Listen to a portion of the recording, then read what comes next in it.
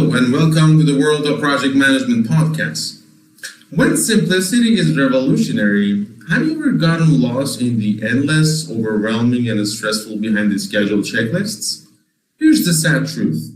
In the world of project management, we've become inundated with tools, standards, frameworks, and methodologies that, rather than solving the problem, have become part of the problem.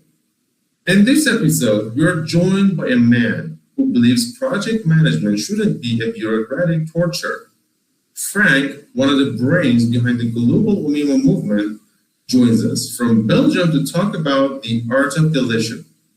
He talks about the phenomenon we call the Clutter Trap, where an overload of knowledge and complex forms clogs the mind of a project manager, and it causes her to be practically paralyzed and lose the power of movement due to the fear of making a mistake. Get ready to learn how to manage projects in a 45-page manual that others fail at in 600-page books. This conversation is an invitation to return to the genius of simplicity, from managing personal tasks to leading the most massive and complex organizational projects. For many project management enthusiasts, frameworks, standards, and methodologies are either commonly used or known. Depending on the type of project, industry, and organization, they have been implemented and used. And the conversation is always about their complex, heavy, and integrate concepts. However, for seemingly simpler and smaller projects, or perhaps personal life, there isn't the proper understanding of how to use these traditional frameworks and standards. As a P3express specialist who always emphasizes its simplicity and usability, how do you define this concept of simplification and practicality for small projects or even personal life? And what is its necessity? Let's assume our audience is an ordinary individual, not a specialist, who wants to accomplish a specific goal in their personal life. How should they implement it? And why should they take the time to learn and use such simple frameworks? What is the practical advantage? Okay, so you're asking two questions here. First of all, you're speaking about project management, and then you're speaking about personal task management, where a person organizes their day. So project manager, of course, some people will get a chance to do that, while personal task management belongs to everybody associated with an organization. You have to organize your day. With OMIMO, we cover two. Actually, we have got 5 levels. We've got the level 1 on the top is a portfolio. It's portfolio management. We call it P5express because it's on level 5.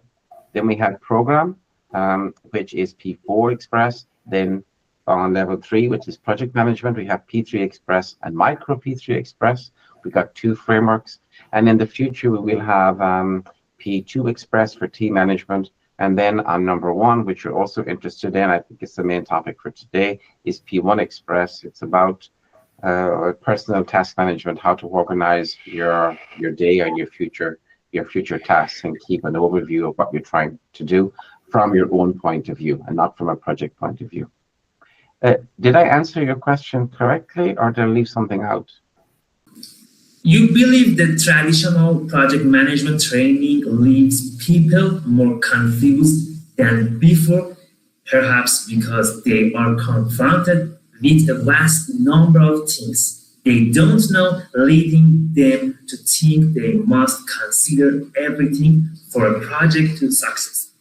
This often results in over-analysis and ultimately avoidance of any simpler framework when facing simple or even complex issues. You have named this phenomenon the toil effect in project management. Please explain this phenomenon to our audience and clarify the feeling of contradiction and inadequacy in using minimalist project management compared to traditional project management. Okay, so thanks for bringing up the term toil effect, because we don't actually use it, but it's a very nice term. We always try to stick with minimalist project management. So let me explain what toil effect means. I believe it means that when a person follows something like a big course, and there's lots of information, and because of that, there's so much to grab, information to grab and store and try to organize it. They end up with a couple of results, and the results are they're overwhelmed. There's just too much information. They're confused as what to do next. They're afraid to start, so they lose all kind of confidence, and confidence is key. And they think they have to apply all this knowledge to every project that they do, and if they don't, they feel guilty about not doing it correct. Now, that is an awful situation to be in, actually, and that's the reason why so many organizations invest in big frameworks, and they don't have anything to show for it. And again, here, of course, I'm talking about project management at level 3 and not individual task management. So when you follow a traditional training, let's say 3 to 5 days, the trainer has got a lot of slides to get through. They go through lots of processes and artifacts and concepts, and they run through it very quickly because there might be a question on it in the exam. And they make the project manager think like, wow, you got to cover a lot. There's a lot of administration, heavy administration to do. And it gives the impression as well that every project manager does this, which is not the case. So you actually have a much different, terrible idea on what project management is after you come out from the course. And people are just like a deer in headlights. They're just scared, you know. So the normal training on project management is really seems to be on massive projects, but the percentage of massive projects is really, really low, you know, really low, less than 10%, let's say. And hopefully that helped you. So the next question. Okay, thank you. That was very interesting.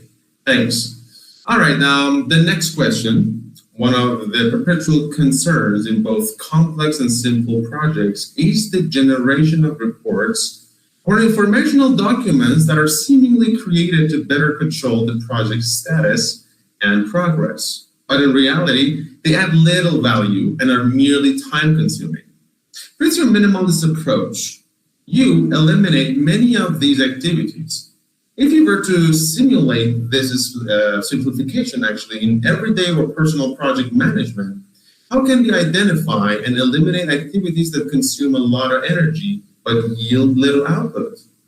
Can we introduce a unique yet practical solution to the audience for easily eliminating an activity that consumes a lot of their energy but produces little final value without the fear of it leading to a critical risk in the project execution path? Yeah. Okay. So I'm going to say something about the question you just asked. So we have project management, which allows you to manage a project. And you also use the term personal project management. So that's still project management. If you want to run your own project, you still have to think about it in a project manner. So I would prefer if we use the term personal task management if you want to focus on what a person does themselves, and that's how they organize their day. So the question really is how to simplify the whole approach and make it less complex. Well, if you start with learning a project management framework or a method or a guide, which describes 36 documents or 28 documents, and they're quite detailed, and lots of process to bring in your project, you are stuck. You just don't know what to do. You don't know what to add. So you begin trying to fill in all these documents and all these templates. A lot of questions I get from people is, Frank, can you send me all the templates for the project? And I send them, but I say, be careful, okay? So we know that the idea of giving lots of people lots of knowledge with lots of documents to fill in doesn't work. So what's the alternative? Well, what about if you give them very little information? What about if you just give them enough? So we call that a minimalist approach. So if you start with the maximalist approach, it will feel very heavy and complex, and it's difficult to know what to do and what to cut, what to avoid. It takes a lot of knowledge. It takes confidence to know that as well, on what to leave out, because the manual says you got to leave in everything, okay? But if you start with the minimalist knowledge, that work has already been done for you. Like in P3express, there are 4 main documents. The manual is 45 pages. There's not much to cut. You can just take it off the shelf and start using it. And that's where we come into another concept called tailoring. Now, I teach a project management framework, and we always talk about, oh, you should tailor it, you should tailor it, you should tailor it. But it doesn't work. Tailoring works in theory, but it doesn't in practice, because tailoring takes a lot of effort, a lot of knowledge, and a lot of agreement in your organization. But if you take a minimalist framework, there is no tailoring. You just use it as it is, off the shelf. You say, okay, we're going to implement it. There are so many steps. Let's start with step 1 and do it. I like to put it in a different way with a question. So if you're trying to do something new, would you rather read a book of 600 pages and try to figure out what to do first, second, third, and fourth? Or would you rather read a book of 45 pages or 50 pages, which tells you what to do first, second, third, and fourth? Of course, the obvious answer is the second one. That's what we call a minimalist approach. And that's what the whole OMIMO frameworks are trying to do. We're trying to give you the minimalist documentation to cover the vast majority of the projects that you will ever work on, and definitely the really almost 100% of all the projects which an average project manager will work on in the next couple of years. So we just miss out on the top 5 or 10%, but that's the maximalist approach is work on this. We want to build confidence. We want to show project managers how to work and give them a framework that they can internalize and use with confidence. Hope that helps. Good answer. Thank you very much. Many individuals perhaps unintentionally carry out detailed planning for personal matters and even use certain software and applications. They often start their work with a simple framework, but over time, with the addition of tools and unwritten rules, that simple framework itself transforms into a complex barrack system. From your perspective, what practical or usable, critical, should be continuously present in simple and personal projects to prevent the described issue. What exactly do we mean by that? From the OMIMO perspective, in the final layer, personal work management. What are the criteria for simplicity and practicality in its use for daily personal matters or smaller projects? Okay, so I want to answer the question. So I think there were a number of questions here. Let's look at, I'm going to answer it from what OMIMO says about personal works management or personal task management. It's how you organize yourself. So if we're working in an organization, some of us work on projects or we're part-time on projects, and we get tasks from everywhere, from work, from projects, from hobbies, and so on. So there's a lot to organize. Traditionally was to use to-do lists and then add everything in there, and then to use a prioritizing system to try to figure out what was going on. But that's actually not so easy. Maybe it's okay for some people, but it is a lot of pressure to take on, a lot of moving stuff. So it's not always the best thing to do, a prioritization system for work packages. So that's the whole reason that P1express was set up. We use we use a very different system for organizing your own work activities. And the main benefit of this is to reduce your cognitive load and freeing up your mind. That results in you basically have a lot less of anxiety and you have more focus. And I think I can give you more information later on this, but I don't want to go into too much detail for here. Now, you also mentioned application. What application do you do? Well, we have one organization in the States who's actually created a free open source application for P1express, so it will give that for download. Maybe just a little more on the difference between prioritizing and postponing. So usually the way we organize our own task is to use a prioritization system. And the most famous one is called Getting Things Done. It's been out for about 30 years. It's by David Allen, and it works well for some people. So we are using a system called postponing idea. And so if you cannot do a task today, postpone it to the earliest realistic date that you can do it. And then tasks only appear when they are actually relevant, So this keeps your list short and stress-free. And the feedback that we got, the big feedback we got was it really helps people to improve focus and reduce anxiety. So have a look at both and then choose the best one that supports you. Okay, thanks. Thank you. Project management at the personal level can aim for self-improvement and better management of daily personal life issues. Our goal in this episode is to show the application of project management even to individuals who lack project management knowledge or are engaged in this field using the OMIMO level model for personal work management in daily life and to interest them in it. Do you believe this level can be fully utilized for personal life management? Which parts of the processes or documents from this layer, P1express, can be implemented and leveraged without modification in the management of personal goals and projects?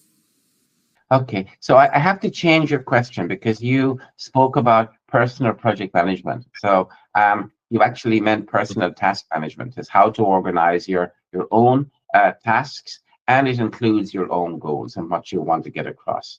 That's much easier. So we do have a minimalist framework. It's called P1express, which I've already mentioned. It's a manual of 23 pages, and the OMIMO community has basically done a lot of work, or all the work for you, because you can just download this. You don't even have to give your email address. It's open, download it and read it and start using it.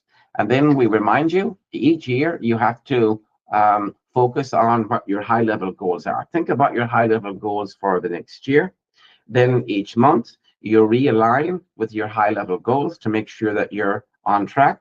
Each week you find and fix your sources of mental energy loss, because there are some things perhaps maybe you're doing and you shouldn't be doing because of our natural way of trying to keep busy. So you stop that and you get that energy back, where you try to focus on what you should be doing, what's important, what you agreed with yourself.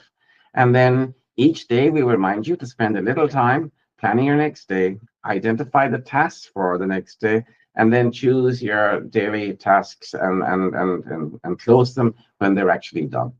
That's basically it. So it really prescribes a step-by-step system of how to do it. And because the manual is just 23 pages, it's quite easy to understand.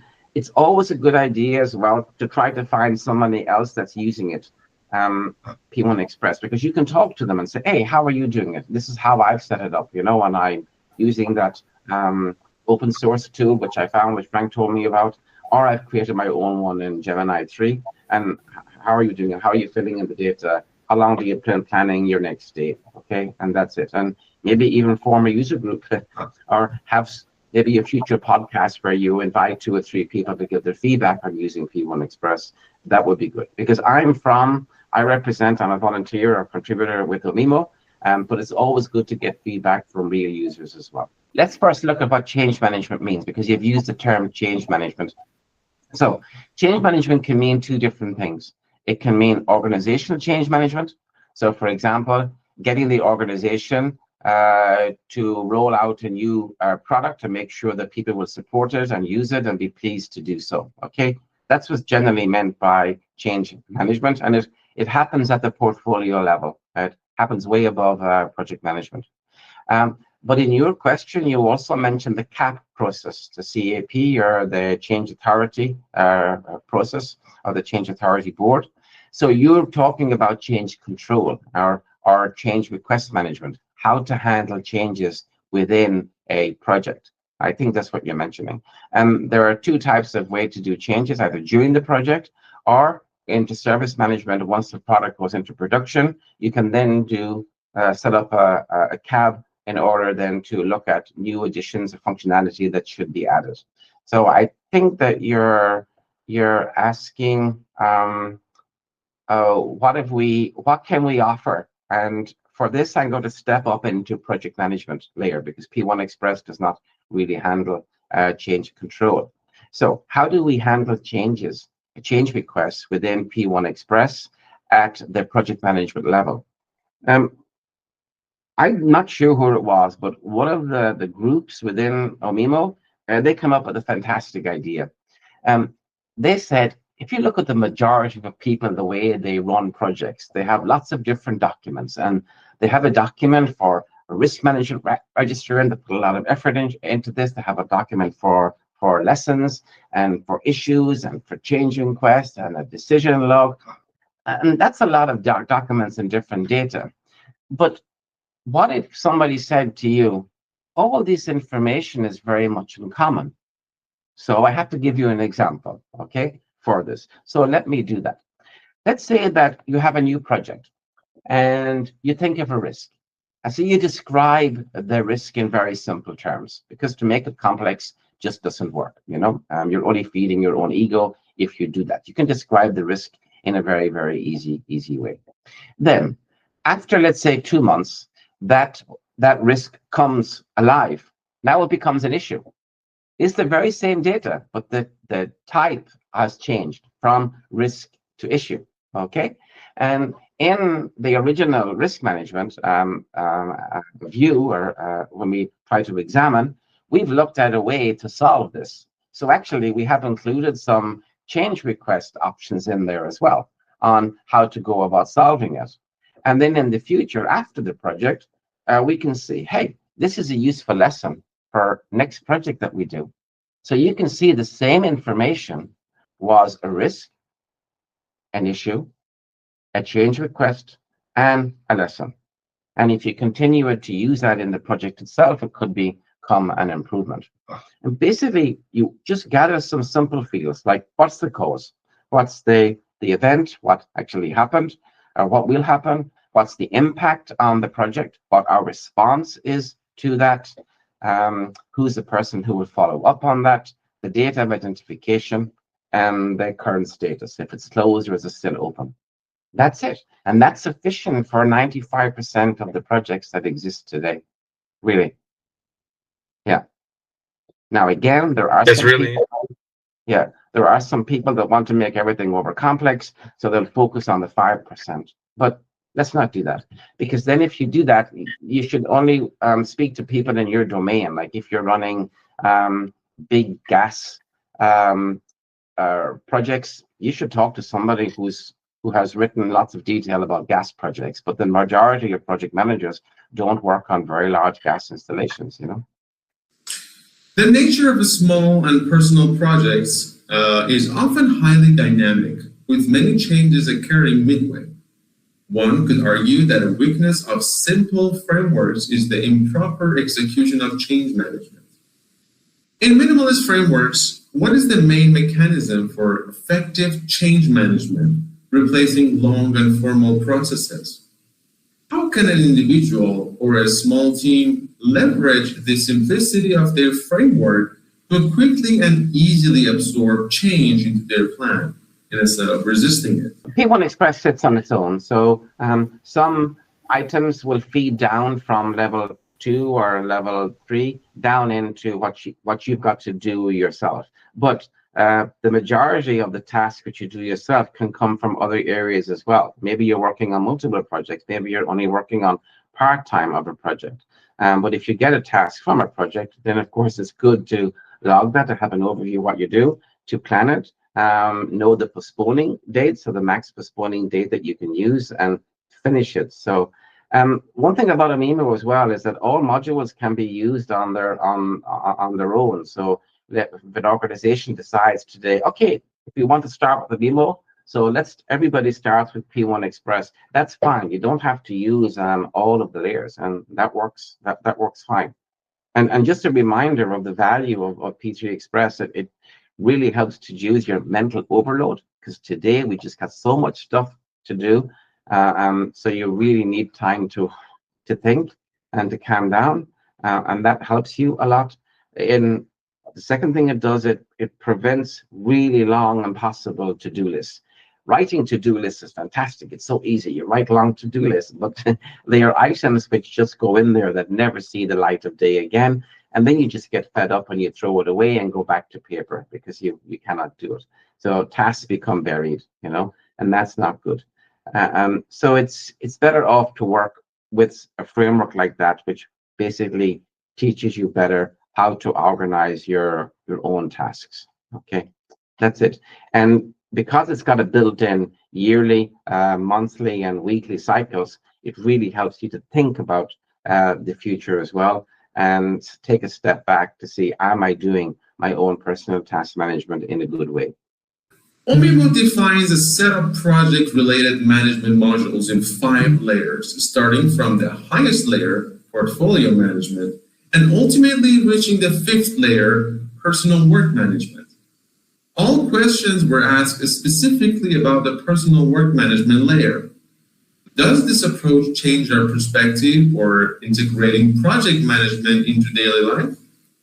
From your point of view, what should be the connection and interaction between this final layer, personal work management, and the layer above it, team management, or even the higher layers in an organizational management framework? It's all to do with, in OMIMO, what we try to do is, what's the whole value for OMIMO? We wish to produce minimalist, open frameworks to provide to the whole world to use. In that way, we can create the most value for all project organizations in the world that exist today. That's what we're trying to do. That's the first thing that we think about in the morning when we wake up, all the team, is how can we make it easier to learn and to use? Not how many exams that we can sell. There are exams, certifications, but that doesn't bother us. It's how useful or how much use that it is. And that's why the layers or all the levels are now becoming the most used frameworks in their field, because there isn't much choice. If you want to learn a framework to use, what do? OMIMO is one of the only options. I really cannot think of another option. And P1express, we're getting a lot of good feedback on that, and I'm very happy to discuss it. As you can see, I was happy to discuss it today. If anybody wishes to join our organization as a volunteer, we're all open. At the moment, we have about 270 members all around the world. The manual for P3express, for example, is in about 34 languages, including Persian, which is great. And we get a lot of help from volunteers. We don't want to charge for anything, and we respect really people's privacy. So when you download a manual, we don't ask for your email address, we don't send you spam, we don't follow up, or we don't try to push you for yearly membership and pay something for it. We just are focused on using it and adding value for yourself and your organization. And that's it. That's why we exist.